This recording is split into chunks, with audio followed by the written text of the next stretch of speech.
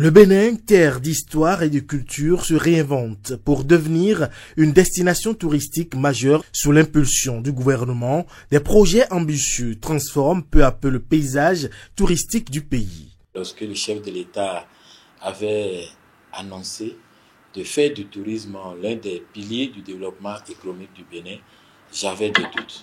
Mais aujourd'hui, je peux vous dire que les fruits ont tenu la promesse des fleurs. À Ouidah, la route des esclaves, chargée de mémoire, se modernise pour offrir une expérience immersive et éducative. Waouh, je reste bouche bée, j'adore. C'est rempli d'histoires que je n'ai pas de mots. Moi, je viens du Luxembourg. C'est une des premières fois qu'on assiste, donc c'est un grand plaisir que je vais passer tout le séjour. C'est complètement différent par rapport à notre culture. Donc, on vient ici, on découvre tout un tas de choses.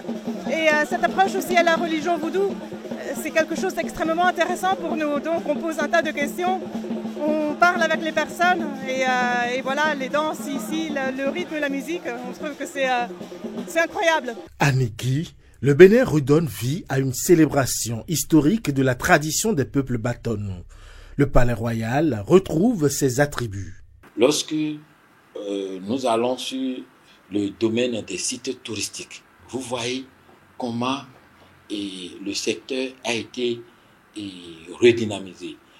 Les investissements massifs qui ont été faits dans ces secteurs-là, cela encourage nous qui sommes dans le domaine qu'il y aura un lendemain meilleur. Le gouvernement mise aussi sur les côtes béninoises. De Fidrosé à Ouidah, tout le long de la route des pêches, se transforme en une station balnéaire moderne prête à séduire touristes et investisseurs. Aujourd'hui, le Bénin est sur le toit du monde.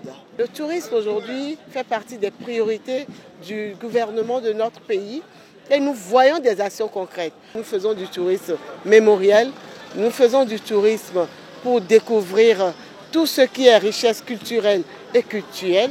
Et donc, nous avons intérêt, nous tous, acteurs du secteur, à aller chercher ces touristes-là, à leur faire découvrir Ganvié, la Vénus de l'Afrique. Nous avons également Porto Novo. Nous avons beaucoup de belles choses. Nous avons la rivière Noire, nous avons Abomey, nous avons les circuits balnéaires dans Grand Popo, Bopa, etc.